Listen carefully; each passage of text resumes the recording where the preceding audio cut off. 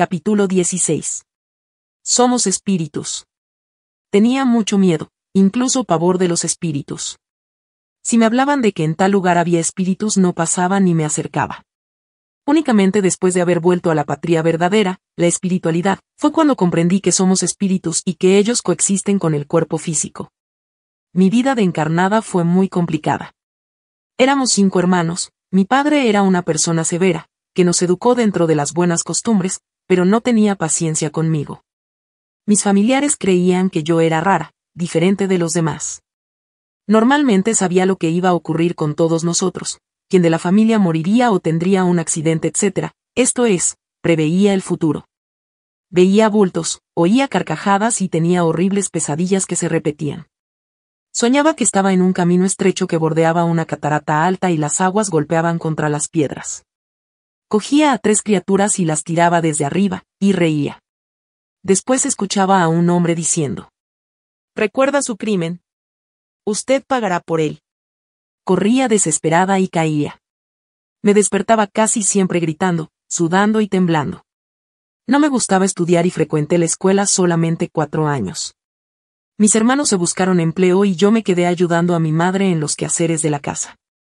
Incluso siendo extraña, miedosa y saliendo poco de casa, tuve un novio, que era vecino nuestro. A mis padres les gustaba, pues era un muchacho sencillo, trabajador y bondadoso.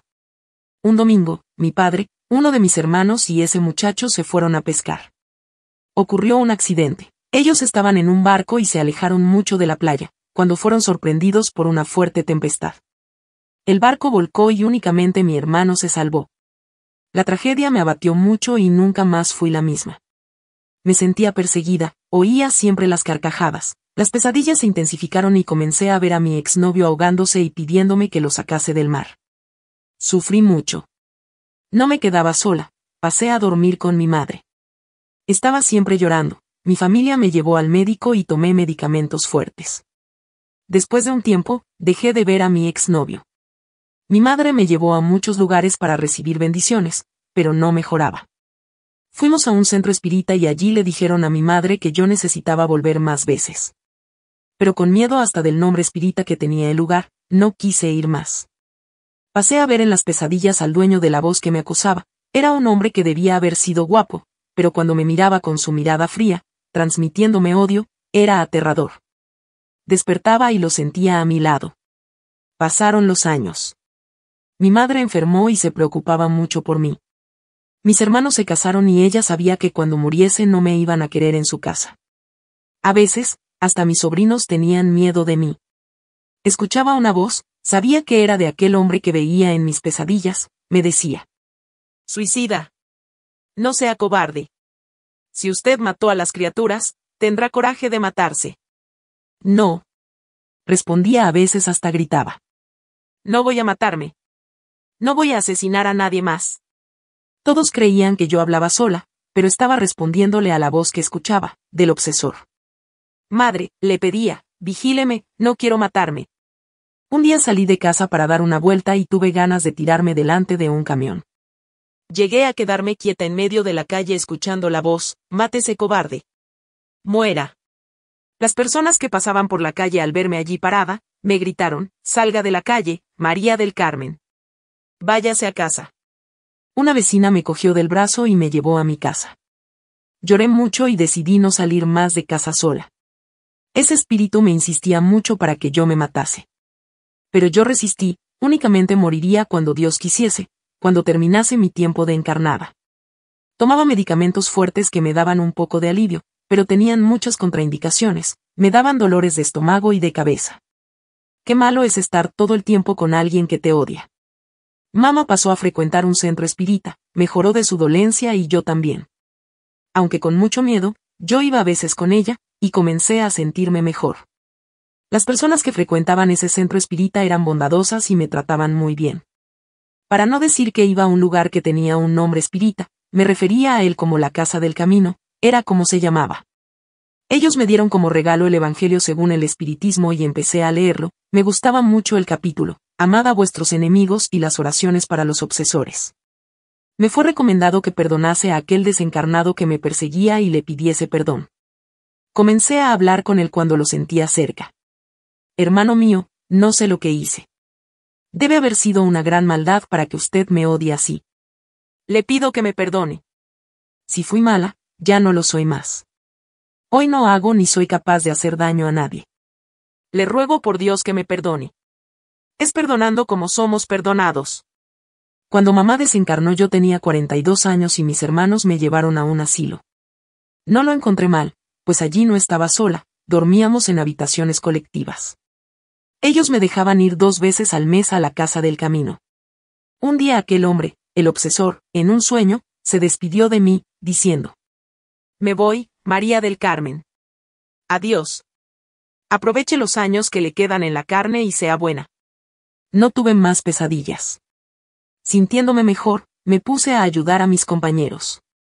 Mi familia me olvidó, raramente recibía visitas suyas. Desencarné con 58 años. Estuve enferma varios meses, cáncer en los pulmones, sufrí mucho, pero tuve un cambio de plano tranquilo. Mamá me esperaba, fue un reencuentro alegre, me adapté fácilmente a mi nueva manera de vivir. Naturalmente, recordé algunos hechos de mi reencarnación anterior. Tuve por amante a un hombre, aquel que fue mi obsesor, que era casado y tenía 7 hijos. Él ya no me quería y me vengué de él. Conseguí engañar a 2 de sus hijos pequeños que jugaban con un primo suyo. Llevé a los 3 a un lugar peligroso, en una cascada que quedaba cerca de donde vivíamos. Los arrojé a las piedras. Los 3 desencarnaron. Nadie supo lo que hice, pero mi examante desconfió. ¿Fue usted quien los mató?, me acusó. Como lo negué, él hizo un juramento. Si fue usted, yo lo sabré un día y entonces usted me las pagará, sabré cobrarle hasta el último centavo. Nos separamos y no lo vi más.